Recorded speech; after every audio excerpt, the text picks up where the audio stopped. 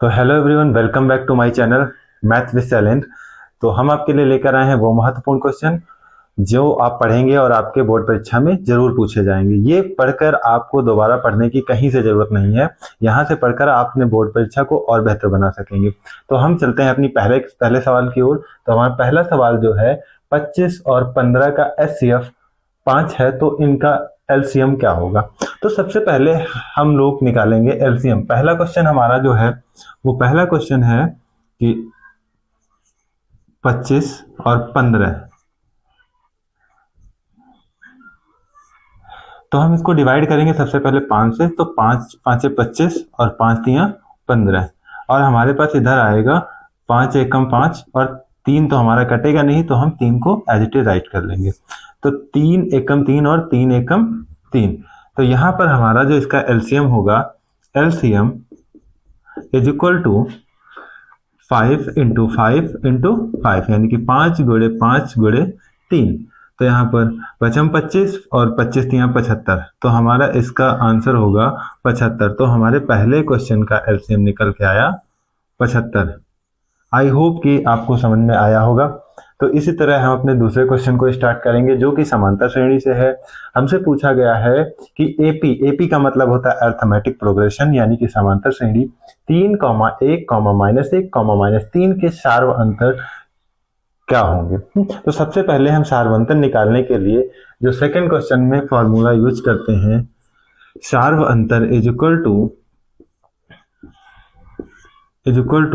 D2 minus D1, sorry A2 minus A1।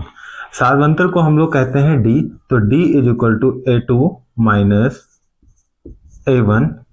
तो सबसे पहले हम लोग A2 माइनस A1 करेंगे। तो यहाँ पर हमारा जो A2 माइनस A2 की वैल्यू हमारे पास दे रखी है 1।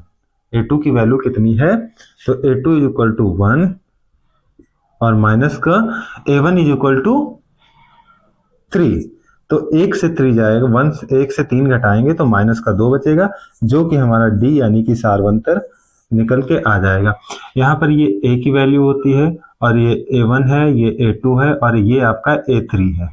आई होप कि आपको समझ में आया होगा। ऐसे ही टर्म बढ़ते जाएंगे और ये A4, A5, A6 ऐसे करके चलता जाएगा कंटिन्यू।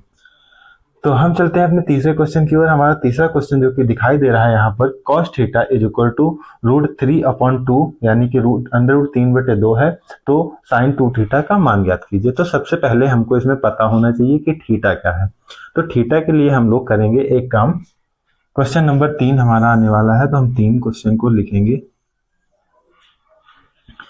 क्वेश्चन नंबर 3 का है कि cos theta is equal to √3/2। तो सबसे पहले cos में हम लोग इसकी वैल्यू चेक करेंगे। cos √3 जो होता है, √3/2 होता है, वो cos 30 की वैल्यू होती है। cos 30 cos कैंसिल आउट, तो theta is equal to 30 degree. अब जो हमारा theta is equal to 30 degree आया है वो हम अपना पुट करेंगे इस वाले में। तो sine 2 theta is equal to 2 sine theta into cos theta. सबसे पहले 2 इंटू साइन की जगह पे साइन और थीटा की जगह पे हम रखेंगे 30 और इंटू कॉस 30। तो सबसे पहले हमको जो कि पता है कि यहाँ पर 2 गुणे साइन 30 की वैल्यू होती है 1/2 और कॉस 30 की वैल्यू होती है √3/2। तो सबसे पहले 2 कैंसिल आउट। यहाँ पर जो इसका आंसर निकल के आ रहा वो √3/2 आ रहा है। और यहाँ पर हम ये रख के चलेंगे तो साइन 2 गुणे 30, ये थीटा की वैल्यू 30 रख दी हमने यहाँ पर। तो साइन 60 और साइन 60 डिग्री जो होता है वो √3/2 इसकी वैल्यू होती है। देखो आपके सामने निकल के आ गया LHS is equal to RHS। तो हमारा अगला क्वेश्चन जो कि साइन 27/cos 63 का मान होगा। तो ये तो सिंपल है, आप लोग जानते हैं, वैसे फिर भी मैं बता ही देता हूं कि यहाँ पर क्या करना है। क्वेश्चन नंबर 4 को हम लोग जब सॉल्व करेंगे तो साइन 27 डिग्री बटे cos 63 डिग्री। तो यहाँ पर एक को हम चेंज करते हैं साइन 90 माइनस थीटा। तो साइन 90 माइनस थीटा जो होता है, सबसे पहले हम स्टार्ट करेंगे साइन 90 माइनस थीटा की जगह पे हम लोग सब्ट्रैक्ट करेंगे, घटाएंगे 63 डिग्री। तो साइन 90 माइनस 63 बटे नीचे वाले में कोई चेंज नहीं होगा, कॉस 63। अब हमारा जो है साइन 90 माइनस थीटा, ये थीटा है और इसको हम थीटा ही पढ़ेंगे। Sine 90 minus theta is equal to होता है कॉस थीटा, और कॉस थीटा की जगह पे लिखेंगे 63 डिग्री, और ये हमारा कॉस 63 डिग्री लिखा हुआ एज इट इज। तो कॉस 63 से कैंसिल आउट हो जाएगा। यहाँ पर जो हमारा इसका आंसर निकल के आएगा वो 1 आएगा। आई होप कि आपको समझ में आया होगा। हम लोग आते हैं क्वेश्चन नंबर 5 की ओर। क्वेश्चन नंबर 5 हमसे कह रहा है कि एक पासे को एक बार फेंकने पर सम संख्या प्राप्त होती है, प्राप्त होने की प्रायिकता क्या होगी। तो सबसे पहले आपको पता होगा कि पासे पर 1, 2, 3, 4 और 5 और 6 अंक होते हैं, जिनमें से 2, 4, 6 ये सम अंक होते हैं या सम संख्याएं होती हैं। 1, 3 और 5 जो होता है वो आपकी विषम संख्याएं होती हैं।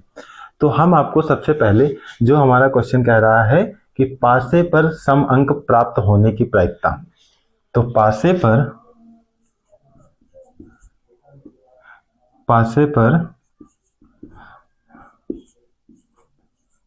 सम अंक प्राप्त होने की प्रायिकता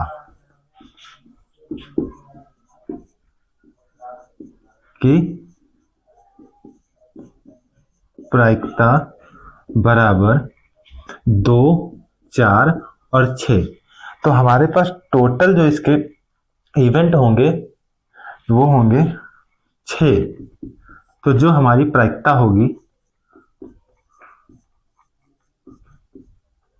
प्रायिकता बराबर 1, 2, 3 यानी कि 3/6, और ये हम इसको कैंसिल करेंगे तो 1/2। हमारे पासे पर सम अंक प्राप्त होने की प्रायिकता 1/2 आएगी। तो हम आते हैं अपने नए क्वेश्चन की ओर। यहाँ पर लिखा हुआ है कि एक घन का आयतन 1331 सेंटीमीटर